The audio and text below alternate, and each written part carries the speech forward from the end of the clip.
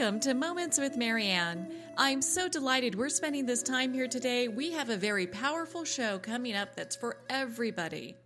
So our special guest today is Douglas-Noll, and he's here to talk to us about having peaceful relationships. Now, Douglas is a lawyer turned peacemaker. His calling is to serve humanity, which he executes on many different levels. Doug's work carries him into many dark places, using pragmatic and practical skills of peace. He helps people resolve deep, interpersonal, and ideological conflicts.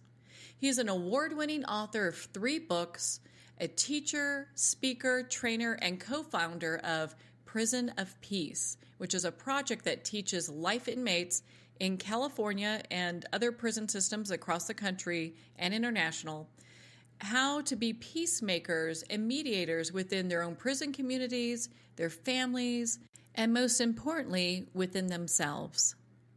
You probably recognize Douglas-Noll from being on the show prior to talk about his book that surrounds this topic called De-escalate. It's a very profound book. So let's welcome to the show, Douglas. Hey, Marianne, it's great to be here. It's such a pleasure to have you here. And again, gosh, I mean, we need your book now more than ever, in your work. Seems that way, doesn't it? I think that's why it got picked up so quickly. And they fast-tracked the publication. I submitted a manuscript right after Thanksgiving of last year, and then in last February, my agent called me and said, this thing's going to be published in September. They're pushing everything out of the way at Simon & Schuster and making this their number one fastest book out. I think Simon & Schuster saw that the book was going to be pretty important. And it's done well. It came out in September, and we're in our second printing already. It's going to be next year in 2 foreign languages, probably 3 or 4 more in negotiation. So it's pretty exciting. That is exciting. My goodness, how great is that? I mean, I know I've got my book, and gosh, I've got so many pages that are dog-eared. I'm like, because it's such a useful resource, and it teaches people how to look at things a different way. But before we get into that, I just love for you to share again. I know you've shared with us once before, but just how you even got on this path of developing this information on, because you're this great attorney, and you've been doing all this, stuff in the attorney world, and now you're this peacemaker too. Right. So I graduated from Dartmouth College and then ended up, as most of us did who were not pre-meds, going to law school because we didn't know what else we were going to do in the 70s. And so came back to California, went to law school, and then worked for a year for a judge, and then went into private practice and became a trial lawyer, and spent the next 22 years trying cases. Along the way, I picked up the martial arts and eventually became a second-degree black belt. And after that, my teacher basically kicked me out, saying, "You're too aggressive." Kind of strange, but true, I think. And he said, "Go learn Tai Chi. Don't come back until you've mastered Tai Chi," which is a death sentence because you never really master Tai Chi. So I was a dutiful student and went out and started studying Tai Chi. And Tai Chi has 2 really interesting paradoxes. The first is the softer you are, the stronger you are. And the second is the more vulnerable you are, the more powerful you are. Soft to be strong, vulnerable to be powerful. Well, this did not compute. I just didn't get it. So I'm diligent. I'm very persistent and stubborn about these sorts of things. So I stuck with it, and it started seeping into my soul until one day in the mid-1990s, I was trying a lawsuit, and I was in the courtroom in front of a jury cross-examining somebody, and the thought came to me, what the heck am I doing in here? And I finished the trial and went on a long vacation, a river trip up in Idaho, and spent 10 days powering through these big rapids on the Salmon River, thinking about how many people I'd really served as a lawyer. And I concluded that I really hadn't served many people. There were very few people. I'd tried hundreds of cases, but there were very few cases where I really felt like my clients came out better coming out of it than going in. Very few. And I just said, this is not for me anymore. So I didn't know what I was going to do. And I came back, and I live in Central California, and I was driving down out of the mountains from my home in the foothills to my office in Fresno, and I heard the one and only public service announcement on the local public radio station for a new master's degree in peacemaking and conflict studies being offered at Fresno Pacific University. And that kind of caught my attention for some reason. And so I called down and found out about the orientation. And ultimately, I enrolled. And so here I am in my late 40s. I'm running a full-time trial practice. I'm a 3/4 time law professor, and now I'm a full-time master's degree student. It was a little nutty. And basically I was trained by the Mennonites, because Fresno Pacific is the West Coast Mennonite University, and the Mennonites are one of the 3 traditional Protestant peace churches. And so I was trained by people who are really just deeply embedded in this whole idea of peacemaking, and it completely changed the way I look at the world. So I left the practice of law in 2000.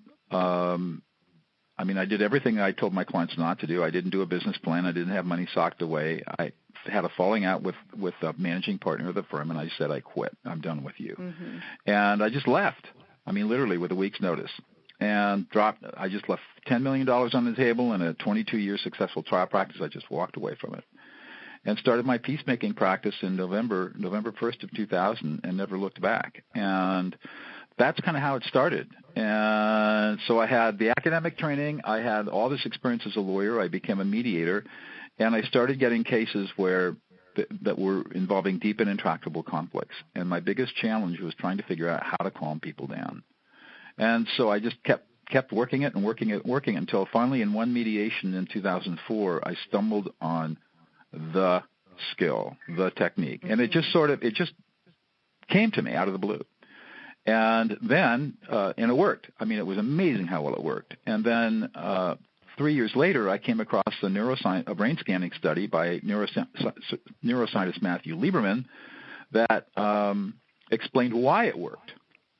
He'd actually studied this technique and put people in the brain scanning machines and looked at what happened to their brains. And that's when I had the aha moment and said, okay, this really works. Here's the science to show why it works. So let me figure out a way to teach it and practice it and spread it out into the world. And that led to the Prison Project, where we tested it for years and years and years, teaching murderers to be peacemakers. And finally, the inmates said, you got to write a book about this. And so I did. And here we are. We've come full circle. Yeah.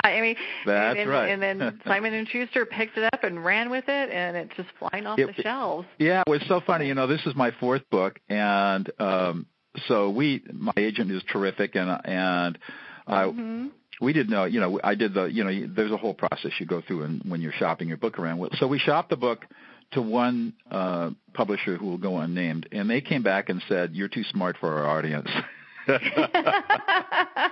And then we shopped it to Beyond Words, Simon & Schuster. The second publisher we shopped it to, we got a term sheet within 2 weeks. That's how fast I was never. Yeah, they were just usually, you got to shop it to 10 or 15 people. Not this time. Second one around. It was amazing. Man. So the first one is, this is too smart for our readers, and that's an interesting rejection right, exactly. to getting Simon & Schuster picking it up. I know. Wow. Well, and especially, gosh, and again, we just can't have this book be here soon enough, because it really talks about how to calm an angry person in 90 seconds or less. It's your subtitle. And here's, to the point of what's coming. We've got Valentine's Day coming up pretty quickly. And the other thing about this is not only is this strategy or these skills useful for calming angry people, I found that they are incredibly powerful for building intimate relationships.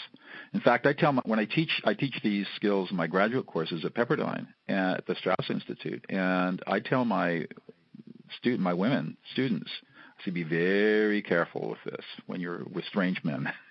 And invariably, they come back with just hilarious stories about how they used these skills on some strange guy, and all of a sudden he fell in love with her and started hitting on her. And it was just hysterical to hear the stories. Yeah. So it's very powerful, because we're creating this deep empathic connection with another human being in a way that person has probably never experienced. I call it listening people into existence. And when somebody feels like they've been listened into existence and completely validated at the very core of their soul, they can't help but feel connected to you in a very deep and profound way. So it's really fantastic for building intimacy in relationships, for working with kids, as well as what motivated me, which is how do you calm an angry person in a deep conflict? How do you get them calmed down so you can problem solve? So it's an amazing technique. It's an amazing skill. Well, and aside from women, it's like our secret weapon here. Right, exactly. use with caution. Use with caution. It doesn't have the little sticker on it. It's just kind of you pick it up and gift one to all of your girlfriends. But that's right. But it's interesting, especially with Valentine's Day. Gosh, it's going to be here in like 10 days. The thing is that they talk about. The number one calls that police officers get is for usually domestic situations. Right. And so, it's nice to have another tool in your belt that can assist with maybe, handling some of those situations before they escalate. Right. And domestic violence, especially, well, it really doesn't matter whether it's a man or a woman who's mm-hmm. the aggressor. It's caused by a condition called alexithymia. And alexithymia is the inability to be in touch with or be aware of your own emotions. And when you don't have that capacity, for whatever reason, mostly it could be because of training or abuse or whatever, when you can't touch your inside and you start experience what we call intense unpleasant affect, and you're not able to cognitively process that into what we call emotions, then you become reactive and violent.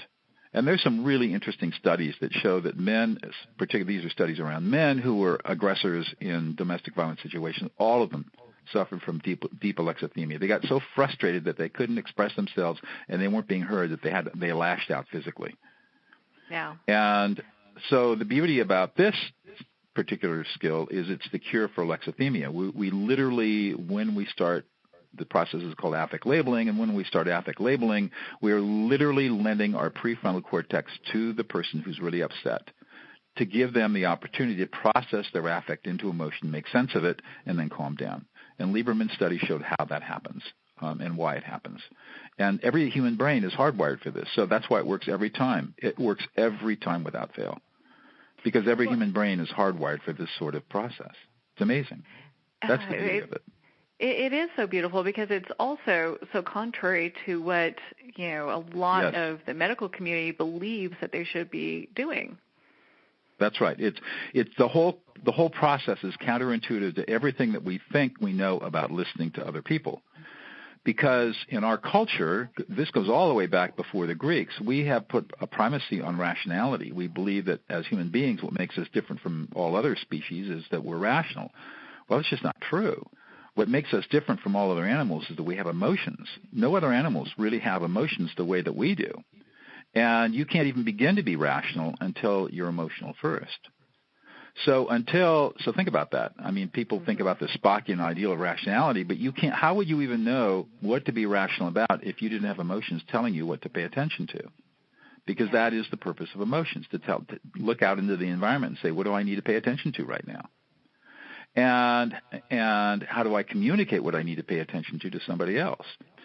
So emotions are foundational to everything, and yet our culture is based on the idea that emotions are bad. So when we've learned how to listen, we've only learned how to listen to words. We've never really been taught how to listen to and respond to emotions. And what I discovered and what Lieberman proved in his scanning studies is that when we listen to emotions and reflect back the emotions, the emotional centers of the brain quiet down almost instantly, and the prefrontal cortex comes back online, and people calm down. They calm down in less than 90 seconds. Yeah. It's amazing. Or if you're building intimacy, it's the same thing. You reflect back your partner's emotions, or whoever you're with, and just reflect them back, and that creates this deep empathic connection. Powerful. Well, and the person that you're repeating this back to feels like they're being heard, and you're actually practicing active listening. It is a form of active listening, but it's not active listening has gotten a really because active listening has always been focused on the words. Mm-hmm. People feel like when somebody is repeating back the words they're paraphrasing or mirroring, for example, it feels very smarmy and manipulative. Mm-hmm. And those there are 4 levels of reflective listening, and mirroring and paraphrasing are the first two levels. Mirroring is level 1, paraphrasing is level 2. Those are used when you really do need to show the speaker that you understand the words that they're speaking. But those are really inappropriate ways of listening when somebody's very emotional, or when you want to create an emotional connection. When you go to level 4, which is affect labeling, the deepest level, that's when you have to ignore the words. The words no longer have any meaning. And you've got to focus only on the emotions and then reflect back what you think the emotional experience is that this person is having. And when you ignore the words and reflect only the emotions, even if it doesn't even matter if you're wrong, then you're going to touch this person at a very deep level. And what's really hard for people, what's really hard is this whole idea of listening for emotions and telling people what they're feeling seems really wrong. It's completely counterintuitive to everything that we think we know about how to listen to people. And yet, as it turns out, and the science supports it, that when we're listening to emotions and guessing at them and reflecting back those emotions, we're helping people process what they're feeling. And they are in deep gratitude for being validated at that level. It's amazing. That's just so profound that it works that way.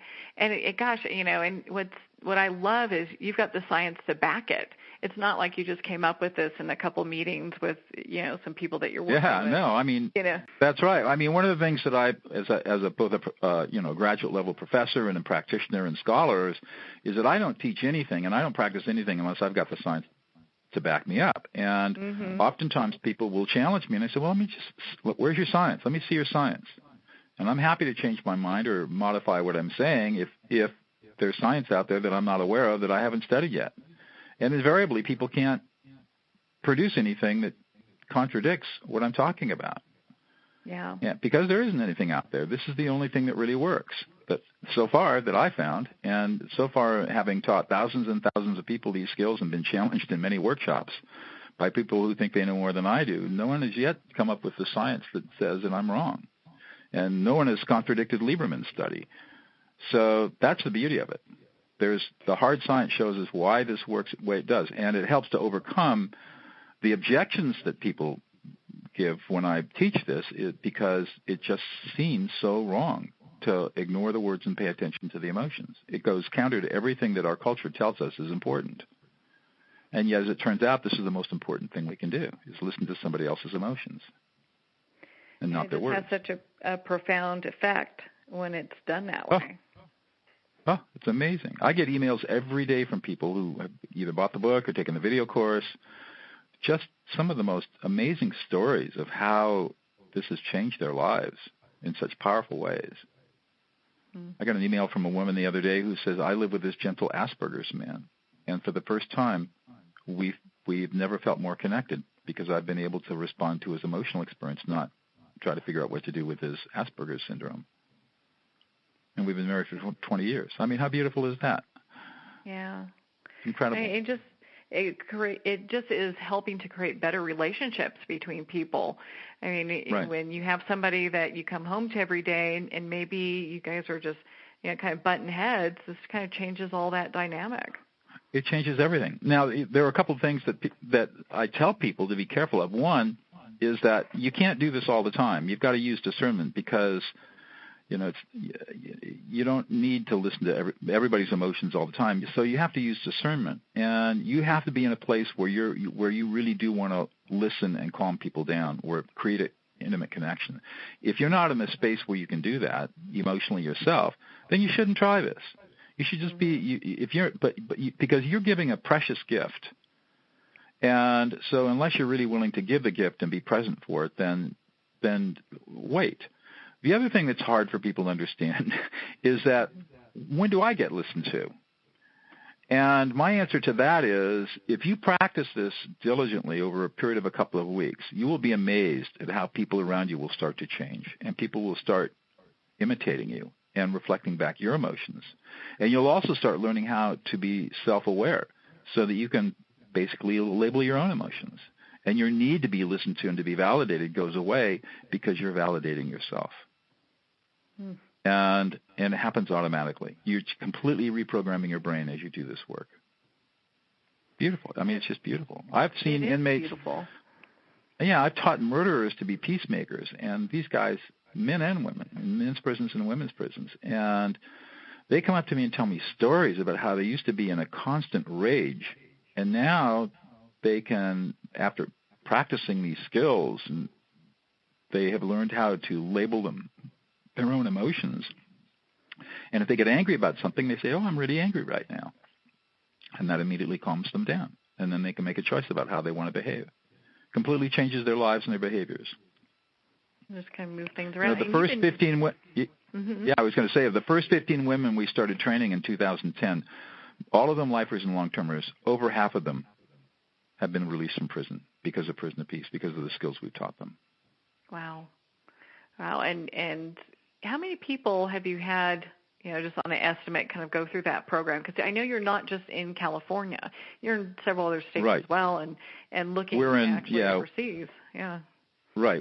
Right now we're active in 11 California prisons. We've got 4 or 5 prisons going in Greece. One of our colleagues translated all the material from English to Greek, and she's got somebody she's working with over there. And we are going to be going into Connecticut this year, and we've got a whole bunch of people from all different jurisdictions. Australia, New Zealand's interested. We've got a bunch of other people in different states interested in this, and we give away our materials for free for people who want to do this. We have the whole curriculum designed. But to answer your question, we have certified we have 3 different levels of training. We have certified over 1,000 inmates at these various levels, and we probably trained, or our trainers have trained, probably 3 or 4 times that, 3,000 to 4,000 inmates, and they have touched the lives of thousands of inmates and inmate families, tens of thousands of families. It just spreads. The viral effect is powerful. Yeah. Well, and it just changes. It just changes the culture of the prison completely.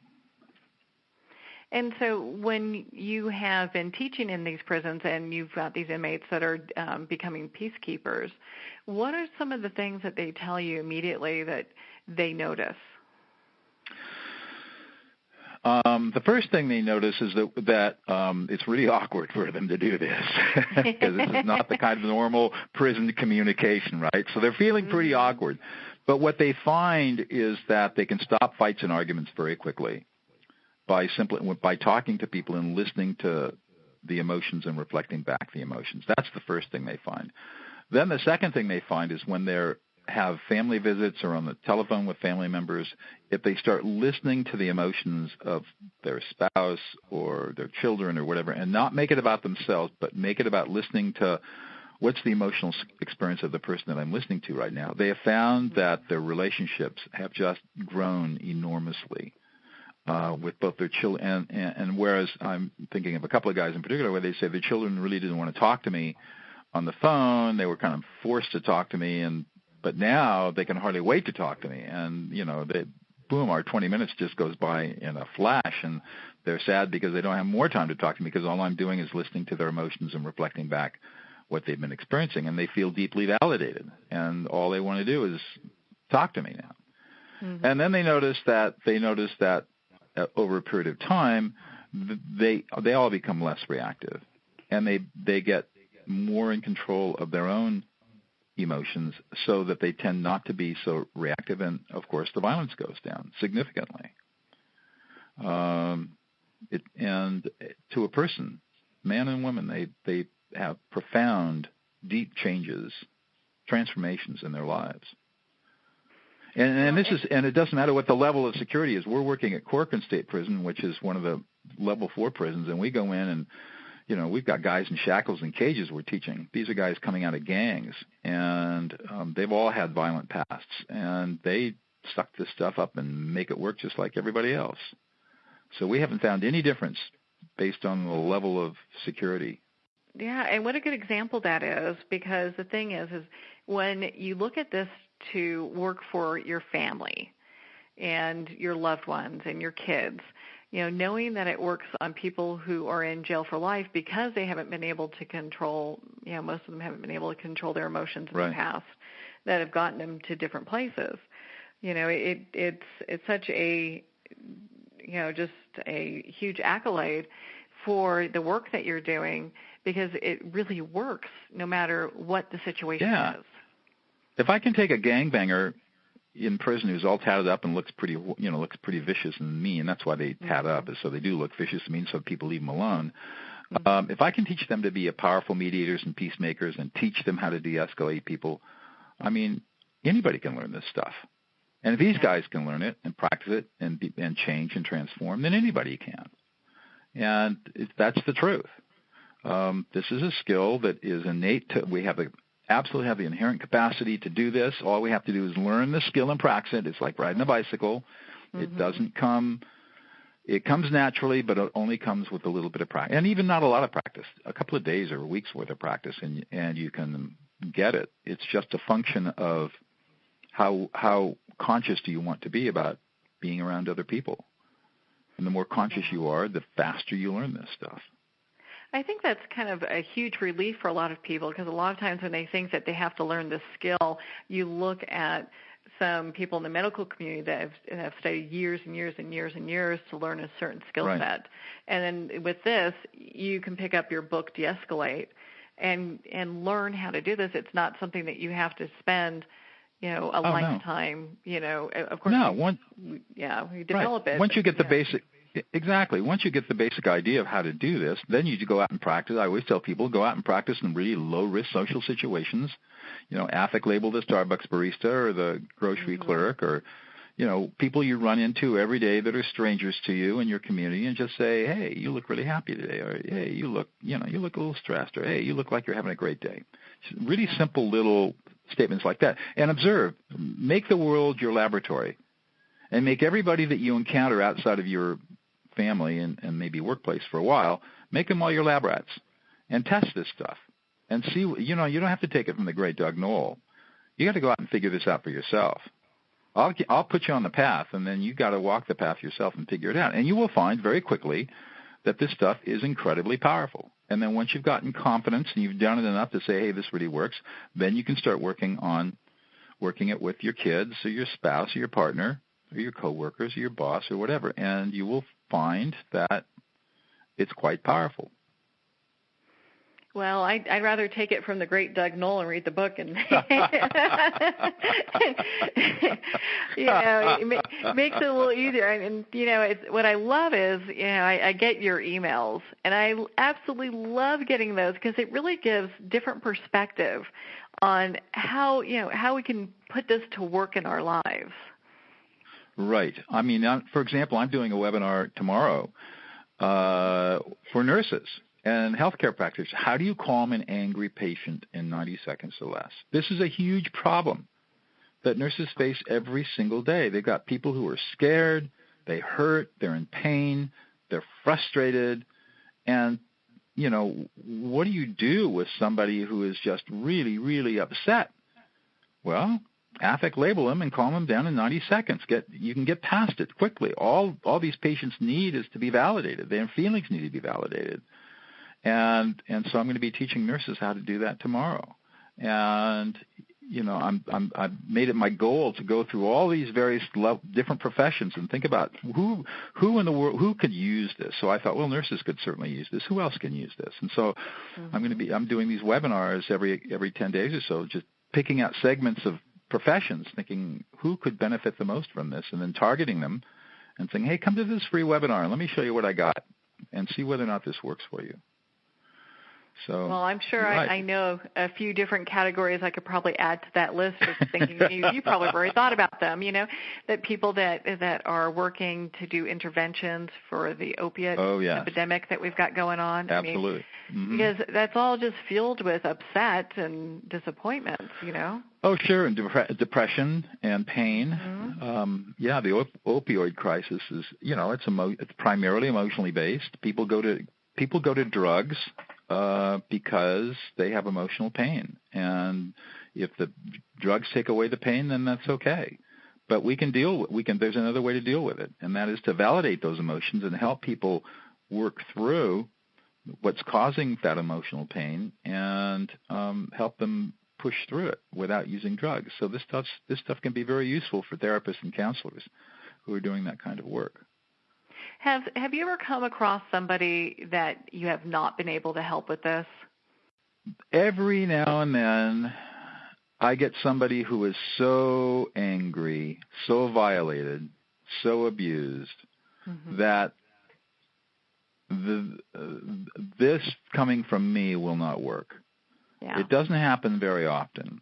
And when I do come across it, again, depending upon the context, I'm thinking to myself, this person really needs some deep therapy and needs to get into the hands of a really great therapist. And I figure out a way to broach that subject gently. That's typically what I find. But, I mean, it is very rare. The other thing that I find is that it does not change the behavior, although a maladaptive overt narcissist, which is the worst in my business as a mediator, is the worst kind of personality disorder you can deal with. Although they will respond to me reflecting their emotions, it doesn't change their behavior. So that personality disorder is a little difficult to deal with. But other than that, I haven't had any problems. Every now and then you get a little pushback. You know, if I'm a little too pushy about it, a little too obvious, then somebody will say, "Who the hell do you think you are, my therapist?" Or, you know, "Don't be my therapist," or "Don't do that stuff on me." Sometimes you get that pushback, and all that tells me is that I was too obvious. Yeah, and the other problem is when I get that pushback, it means that I did a good job because they're frightened. They're coming back with a little bit of anger because they're feeling some vulnerability that scares them, and so they're going to lash out at that vulnerability, which is fine. That tells me a lot. I back off for 15 minutes and I come at it again. Only the next time I come back and I'm just much more subtle and nuanced, and they don't even know that I'm doing it, and then we're in it, and yeah, that's exactly how I feel. Okay, cool. You know, they don't even know that I'm doing it to them. When I realize that they might be hypersensitive, you just got to be very subtle. Yeah. That's all. It's not a big deal. And so pushback is a good thing because it tells you that you have touched them. They're feeling vulnerable. You're a little too obvious. They're not feeling safe, and so they're going to push back, and that's what they do. Well, and at the beginning of the show, you were talking about how this is like our secret weapon for women, especially around Valentine's Day. Yes. So let's talk about that a little bit. Yeah, let's do. I'd love to hear more about that. So supposing, I mean, we can think of two different situations. One is where a woman is in relationship, whether just a dating relationship or any other kind of relationship with a partner, and it doesn't matter whether it's hetero or homosexual. It really doesn't matter. But if you want that deep connection, pay attention to your partner's emotions. And it doesn't have to be a big deal. Just ignore the words, guess at what you think your partner's emotional experiences are in that moment, and just say, you're really frustrated. You're really happy. Or you're really frustrated. Or you're a little anxious. Nobody's listening to you. You feel really unsupported. And make it really conversational. And don't try to problem solve. Don't try to fix. Don't try to do anything. Just be present with their emotions and reflect back those emotions. And do that a couple of times and watch what happens. Now, supposing you're not in a relationship, but you're in a dating situation, and maybe you're at a dinner or a party or something. Same thing. You're with a guy or whoever, and just listen to the emotions and reflect them back and watch what happens. I said, be careful. I put a big yellow tag here, use with caution. Because what happens is you are creating this deep empathic relationship, this deep empathic connection, and very intimate, very quickly. And let's just say it's a guy that the woman is listening to. He's going to feel validated and listened to in a way that has never happened to him before in his life. I pretty much can guarantee that. And he's going to instantly fall in love. Here is somebody who really gets me, really understands me, really, really gets me. And I've never had that happen before, and I want more of it. I mean, that's what's kind of subconsciously going on. So it's the same thing. Just listen to the emotions, reflect them back very conversationally. Don't Don't jump onto your track and start talking about your stuff. And be there. Now, like I said, one of the challenges here is we all have a need to be listened to. We all have a need to be validated. We all have a need to be needed, to feel that connection. So you have to recognize that until you can teach your partner or your boyfriend, girlfriend, whatever, these skills and how to fill your needs, you just have to be patient and say, I'm going to listen and listen and listen and listen to these emotions. And then when the time is appropriate, if the relationship is in the right place, then I'm going to say, could you please do this for me? And just teach them how to do it.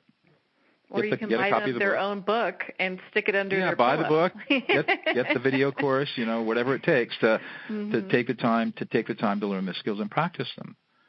And that's all it is. It's really, really simple. So, in Valentine's Day is always an interesting time of year because there's so much expectation built up around romanticism and relationship and feeling connected and feeling loved. And, there's a lot of disappointment that comes with holidays like this where how come I'm in a relationship but I don't feel like I'm loved? How come I'm in a relationship and I don't feel like it's intimate enough? How come there's disappointment?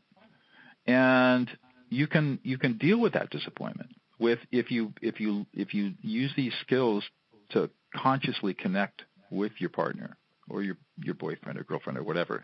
You can consciously connect with them, and it only takes about 30 seconds. Do it once a day or twice a week, and things will change dramatically. Well, and I can imagine. And I want to hear the story. So if this happens, I want to, people listening to this and they try it out, send me an email, doug@douglas-noll.com. I want to hear the stories. I love collecting stories. So doug@douglas-noll.com. Email me. That's my email address. I'm a one-man shop. I don't have a slew of thousands of people firewalling me. I'm just me. So, I just want to hear the stories. Because it's fun to see how this is working for people. How people are putting this into, practice in their own daily lives. And, and it just doesn't have to be just Valentine's Day, because I know you can use this for, people that you connect with at church, your work, regardless, wherever you're at. One of the things that I teach is, what do you do when your boss screams at you, telling you how incompetent you are and what an idiot you are, and just as being vile and insulting and disrespectful? How do you respond to that? Well, most people would probably either run or they would sit there and just take the tongue lashing. But a third option is to label the boss's emotions subtly and get the boss calmed down to figure out how to solve the problem. Oftentimes when a superior is yelling at an inferior, it's not about what the inferior did. The inferior just happens to be a safe place for the superior to scream and yell out of frustration. And yet the inferior is, of course, going to take it personally, and the relationship is really disrupted. Well, you can learn how to affect label your boss. And guess what? I've had plenty of stories of people who have had really difficult bosses, and they have labeled the boss's emotions over a period of time. Guess who gets the promotions and the pay raises? Yeah, because they're able to really It's the people who can listen to the emotions. Those are the people that succeed. Yeah. And the people that don't, they might be successful, but I can guarantee you that when you learn how to listen to emotions, you're going to become the most valuable person on the team. And you will be rewarded for that. Well, it's a win-win, regardless of what relationship you're using this to negotiate. And that's the biggest thing. It's like, having quality relationships is such an important thing. And a lot of times, people struggle at that. Yeah, because we're never taught how to do it. I mean, Marianne, where did you go to school to learn how to be in a relationship? Who taught you that? Can you think of any class you ever took or lesson that your mother or father gave you? Let me tell you how to be in a relationship. No. Yeah, they would usually say the things that you don't want, right? That's right. It's always negative. Trust anybody, That's right. Mm-hmm. That's right. And then they model, your parents, particularly my parents, they model behaviors that are counter to good relationships. Not that they don't love each other, not that they're trying to be mean or anything. It's just that they don't know. And so this persists from generation to generation because parents pass on to their children what they know, and the children pick it up and they think this is the conveyed wisdom and this is the way we have to be. And you really never take any classes on how to listen. It just sort of happens. It's a default thing. And so what I'm trying to do is get people to recognize, hey, there are skills that really work. You do need to put out a little bit of effort, not a lot, a little bit of effort to learn the skills, but once you learn them, they become self-reinforcing, and then you'll start doing them automatically, and pretty soon everybody all around you will be doing it automatically, and everything changes. We just have to be conscious enough to be able to practice these and make them habitual, and then it's crazy how it works. Yeah, and you know, I found your book to be a really easy read. Like, I read it in one Sunday. You know, I just kind of was hanging out, and it took me so long because I'd go back and reread something. I'm like, it's that easy, really? You know? Well, I wrote it. Wow. I really wanted to make it accessible. You know, I mean, I've written plenty of stuff that is at the academic level, whether in law or in decision-making or negotiation, very high level. You know, when you're writing in that style, you've got to make it sound like you're really smart, right? Yeah. So you use big words, and, you know, it's a little inaccessible. And when I wrote this book, I said, I want to write a book that somebody can read in 4 hours. You could basically read it flying across the country and totally get it. Mm-hmm. And take the Ark of Life, and I wrote the book with the Ark of Life, starting with babies, going all the way through to dealing with elderly people, and then school and workplace and political polarization, and try to use each chapter as a way of illustrating different aspects of all of this, so that people could really get a sense of how this could work in their lives if they wanted to apply it. And give enough examples, because I put in a lot of examples, give enough examples that not every example is going to resonate with everybody, but there are examples in there that do resonate with people. And you know, there are examples where people say, well, that'll never happen. That's just unrealistic. I said, okay, so it'll never happen for you, but for other people, it might happen. So I have a whole bunch of different kinds of examples, hoping that, you know, some will resonate with every reader. So they get, oh, I get that. I see how that could work. Oh, that's exactly. He could have been sitting on a fly on the wall with this conversation I had with my daughter. That's exactly the conversation I had with her. Mm-hmm. You know, that's the kind of how I was trying to write this, so that people could get it. Well, and even though the first publisher said that, you know, your book is too smart, too smart, you know, going through this, I mean, I didn't feel that it was a difficult read at all. In fact, I felt that it was like you wrote this book for me. I was reading through this and going, wow, okay. Well, thank you. This is some great information here. And I'm sure everyone that picks it up feels the same way. Yeah. Well, I mean, I think my readers agree. I haven't looked recently, but the last time I looked, I had 23 5-star reviews. I had 24. Last time I looked, I had 24 reviews on Amazon. 23 were 5 stars. One was a 1 star from a guy, and this is what cracked me up. He said, I'm a brand new prison guard, and this is all BS. This might work for 2 or 3-year-olds, but it'll never work in a prison. And I just started laughing because I thought, oh my God, didn't this guy read the first chapters where I said this was all developed in maximum security prisons? I wonder what prison he works at. You might need to. I don't know. It wouldn't be bad. Maybe he wants to, you know, maybe secretly he wants to be in your class. I mean, so. I don't know. But that was the only 1 star. The rest are all 5 stars. People are writing, this book is brilliant. You know, really helpful. I mean, so the readers seem to be really resonating with it. And, you know, I won a little book award, which is nice. And so, you know, so the book is getting some notoriety, and it's getting legs. Like I said, we're in the second printing. I think we've sold something like 6,500 books so far, which for a relatively unknown author is pretty phenomenal. And it's just going to keep growing and growing and growing and growing as people learn these skills and use them and see how well they work. You know, this is one of those things that it's not a flash in the pan. There's no real fluffy BS here. This is hardcore stuff, and when you learn it and use it, it changes lives in big ways. Really big ways, which is exciting. And just like the different movements that we've had when we talk about like things that make profound impact in not only our society, but, you know, people at large. And so your book does the same thing.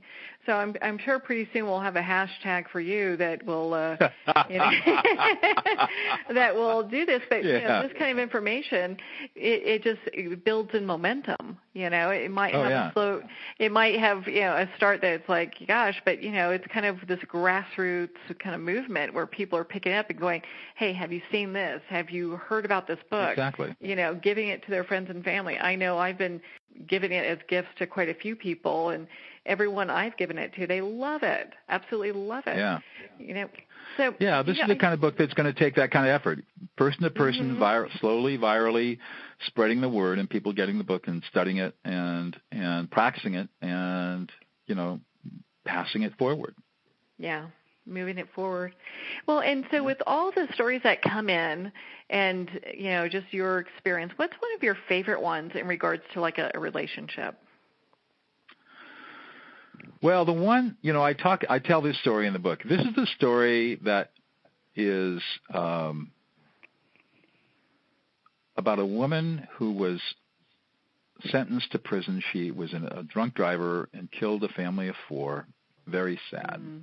Sentenced to prison for 25 to life or something. And when she came to prison, she had a son who was 6 years old. And the son went to live with her sister, and her sister has basically been raising her son. And every week from the time she was incarcerated, she would write her son a letter. And for 13 years, never heard a word back. Not a letter, not a Christmas card, not a phone call, not a visit, nothing. And she was one of our first 15 women that we trained back in 2010. And one day, about 4 weeks into our training, Laurel Coffer, who's my co-founder, and I walked into the place where we were training, and this woman was sort of quietly sobbing back in the corner. And Laurel went up to her and said, "What's going on?" And she's told us the story, that she'd been in prison for 13 years, and son was now 19. And she said, for years and years and years, he never responded. And last week, I decided to write a letter using the skills you guys had taught me about reflecting what I thought his emotional experience must have been growing up with his aunt, not his mother, and having his mother being incarcerated in prison for 25 to life, and what that must have been like for him, and what emotions, the anger he must have felt, and the frustrations. And I wrote that letter just like that. And yesterday, or maybe it was today, this morning, I got my first letter from him, and he's bringing his girlfriend to come visit me in 3 weeks, because for the first time he felt listened and validated. Wow. And I thought, holy crap. That's when I knew we really had something. And I've heard, since then, many, many stories like that. There's a man I know who's an inmate over in San Luis Obispo, California, who talked to me about the fact that he was having a difficult time with his family because they were struggling with him being in prison. And he took the training and started listening to the emotions of his children and his wife. And as I said before, I mean, he's like many, many other inmates. All they want to do is talk to him, and they want to come visit him, because he's not focused on what his needs are. He's focused on their emotional needs and making sure that they're completely listened to and validated at a deep level. I've had parents tell me how they've been able to calm tantrums in seconds. They've been able to connect with their 14-year-old kid who was completely shut down. I've had a lot of parents who have children with some kind of autistic syndrome or Asperger's syndrome talk about how by listening to the child's emotions rather than when the child gets upset or starts to get really enraged, that they were able to calm things down in seconds rather than the otherwise, which would have been hours and hours and hours of tantrum and craziness. And they said it goes away. We don't have that problem anymore. And then of course, situations where people have talked about their own relationships. I got an email from a woman who took one of my workshops, and she said, I went home and that evening and explained to my physician husband what I had learned, and we sat there and we did exactly what you said not to do. We practiced this on each other, and we've been married for 25 years and learned things about each other that we never knew. And our relationship became much, much more intimate and close emotionally than it's ever been before. Thank you so much. Wow. So that's the kind of stuff I get. It's just amazing. I've had teachers say, I've taken kids who were just impossible and listened to their emotions and validated them by affect labeling, And now they're my most loyal students, and if any other students get sideways with me in the classroom, these kids are like enforcers. I mean, I'll make it clear, don't mess around with my teacher. Yeah. So it's just amazing to see how it works across the spectrum of life. It's so very profound. gratifying. And I'm a big supporter of your work. Because I find it to be so profound, and I couldn't recommend your book highly enough. And it's one of my favorite books of not only last year but this year. Yeah, so if people want to get the book's available at all the usual places, but I'm selling it at my cost, so because I really want to get it out there. So if people want to get the book, I sell it for $12.50, which is basically Amazon's lowest price plus the shipping and handling. So if you go to douglas-noll.com, which is my website, and just click on the banner there, that'll take you to an order page. And if you want to do one of my free webinars that I do every 10 or 14 days, on the home page is a calendar of the webinars, past and present. So I just put that up this week. So I've only got one webinar on there right now, which is tomorrow's webinar, which people are more than welcome to register for. Well, let's see, tomorrow. Actually, we're pre-recording this, so if when you hear this, which will be in February, go to the webpage and you'll see all the webinars that have been there. You can go back and listen to the past ones and see what's coming up in the future. And all the future ones as well. Yeah, and all the future ones as well. And those are free webinars. Each webinar, like I said, is the same material, but it's just directed to a different kind of application. So if you see something that's of interest to you, hop on the webinar, register for free, and listen and be for an part hour of your community. Yeah, when they sign up for your newsletter, they get to know about all the different webinars and great things that you're doing. Exactly. So. And how to use this in their life. Trying to create a lot of tools out there so people have a lot of different ways to access this information and start using it in their lives. I want to make it as easy as possible for people to start doing this stuff. Mm-hmm. And start moving forward because, what do you do when someone starts yelling and insulting you? I mean, you want to make sure that you've got the toolkit to deal with that. That's right. I mean, most people will either shut down or they'll run away or they'll fight back. Mm-hmm. And I have a fourth way, which works. Imagine being able to imagine somebody yelling at you and being able to sit there perfectly calm, not upset, not defensive, not avoidant, not reactive, thinking I'm going to throttle or hit this person, but just sitting there very calmly and in complete control, get that person calmed down without ever feeling any anxiety or defensiveness. What would that feel like? That is a big one. Oh, I mean, most people, they go through those three options and they think that's it. That's right. That's right. Shut down, attack, or run away. And think about what I had to do to develop this. I mean, I make my living walking into other people's conflicts where that kind of screaming and yelling is going on all the time. If I got defensive or ran away or hit somebody as a mediator, that's not going to work.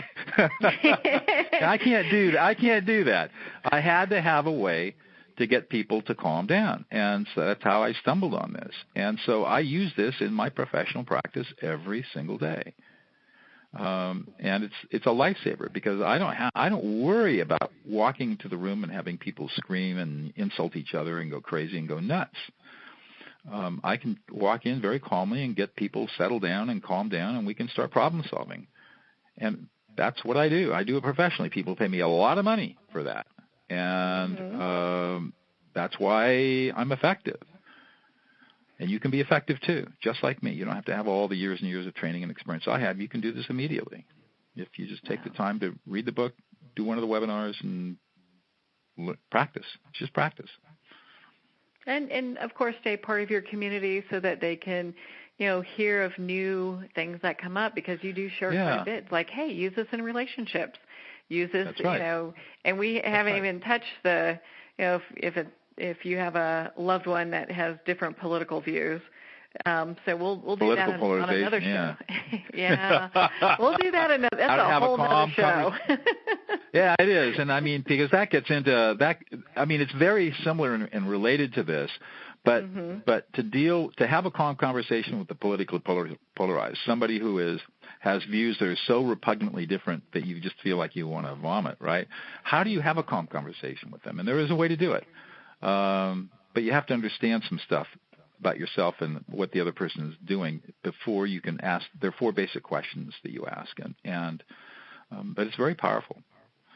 So that's what I'm all about, is figuring out how to deal with all these problems that we've got in our culture, in our society, in our communities, in our families, thinking about how can we live more fulfilled, happy, intimate, connected lives without the drama and the upset and the rage. I mean, we're going to have drama, upset, and rage. That's just part of life. But how can we move through it quickly and learn from it and not have it be disruptive and tear at the fabric of our society and our relationships? How do we do that? I mean, that really is my job as a peacemaker, is to be thinking about all of that stuff and then teaching people these skills that, if applied, help reconnect us. Definitely move us closer together. Well, Doug, think about it. Religion. Yeah, I was going to say religion means to reconnect, relitigate, retie. And so you could say this is a religion. It's not a religion, but think about it. It's a way of reconnecting. Definitely a way of reconnecting and developing those stronger relationships, and also to look at things differently in life. Because when you are using your approach to to work with relationships, it changes the aspect of everything. That's right. No. Right. Well, Doug, thank you so much. Gosh, I really appreciate you taking the time to be on the show and sharing your great book and your book, De-escalate, with us, and all this great information. It's been such a joy to have you here today.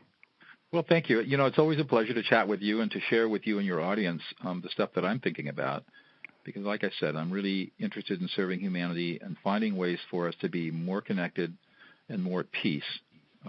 Because I think that's what everybody would like to have, and there are ways to do it, and I want to share the stuff that works for me and has worked for tens of thousands of other people too. So Thanks for having me on. Well, thank you, Douglas. It's always such a pleasure to have you here, and I'm so glad we got to talk not only about Prison of Peace, the program that you have that's working in the California and correctional facilities across the country, but also your book, De-escalate.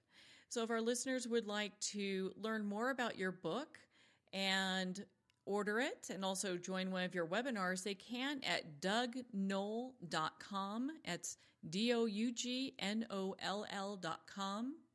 Well, we're at the end of our time today. I'd like to thank everyone for tuning in.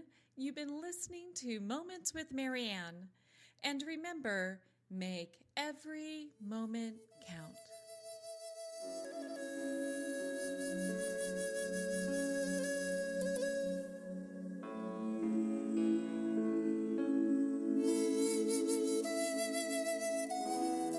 In a single moment, your life can change. Moments with Marianne is a transformative hour that covers an endless array of topics with the best of the best. Her guests are leaders in their fields, ranging from inspirational authors, top industry leaders, and business and spiritual entrepreneurs. Each guest is gifted and a true visionary, a recognized leader in her own work, and while teaching others to develop, refocus, and grow, Marianne will bring the best guest and sometimes a special surprise. Don't miss this. You never know just which moment will change your life forever. Moments with Marianne airs every Thursday, Friday, and Sunday at 8 p.m. Eastern, 6 p.m. Mountain Time. Make sure to tune in and visit momentswithmarianne.com for more information.